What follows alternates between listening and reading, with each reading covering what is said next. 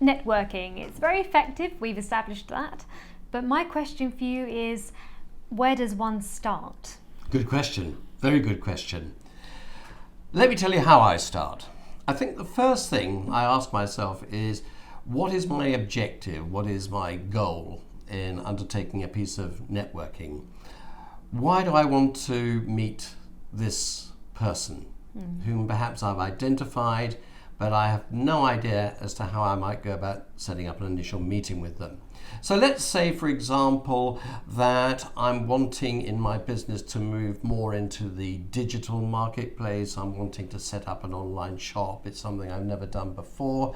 I can read all about it. I can acquire information from YouTube, from the internet. However, there's nothing better than perhaps hearing it from someone who's done it before and has expertise in that area. And it might well be that I can contribute expertise to them in terms of my experience when it comes to the world of training and development.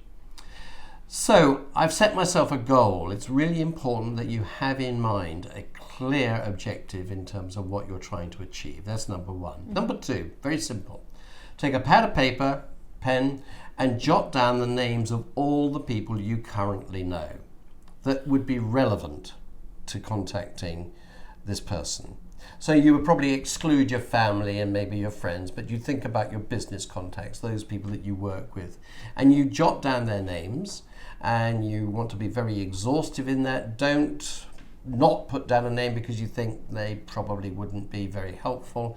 Whether they're senior or whether they're junior, jot down the person's names. You never know how they might be helpful.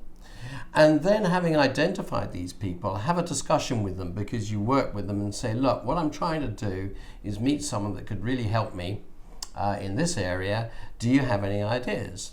And they may or may not. And if they do, you note the person's name, and then you can say to the individual, would you feel comfortable in giving me an introduction to that person? Maybe send them an email, mention my name.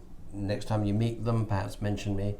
If they say yes, then that's fine. You've got your warm introduction. If they say, no, I don't think I'd be really comfortable with that, then you would maybe go on LinkedIn. You'd look up the individual, find out a bit about them. You'd send them a little message saying, would you like to connect with me? This is who I am.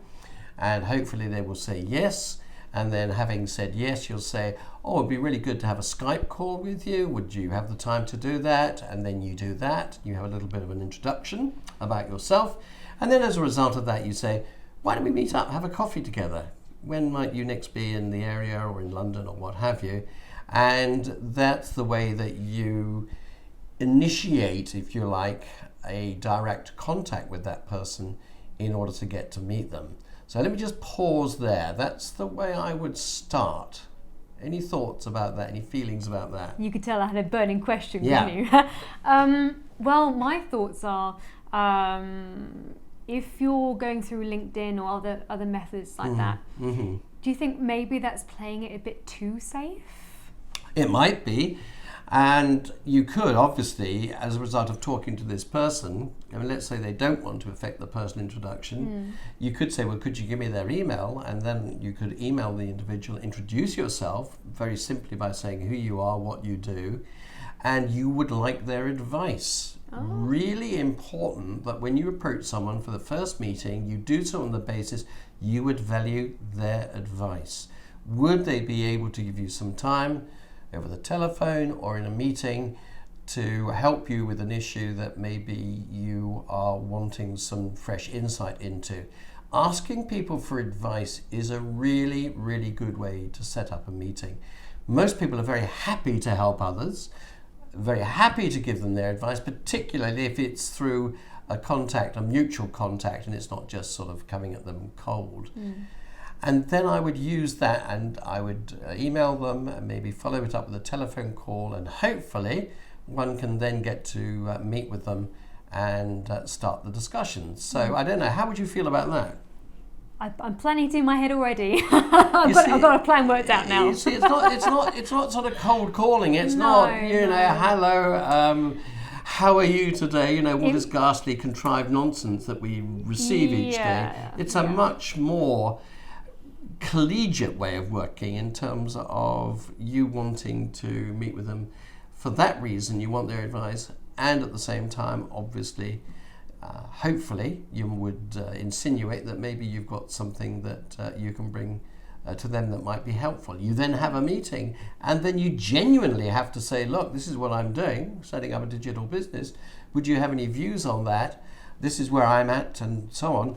And then as a result of them giving you your opinion, you can reciprocate by saying, and is there anything I could help you with? My area of work is involved in this. Do you have any areas that you're concerned with? And then you can go away and do things and get back to them, as well as them go away and get back to you. And then the relationship is beginning to move on in a perfectly sound and sensible way.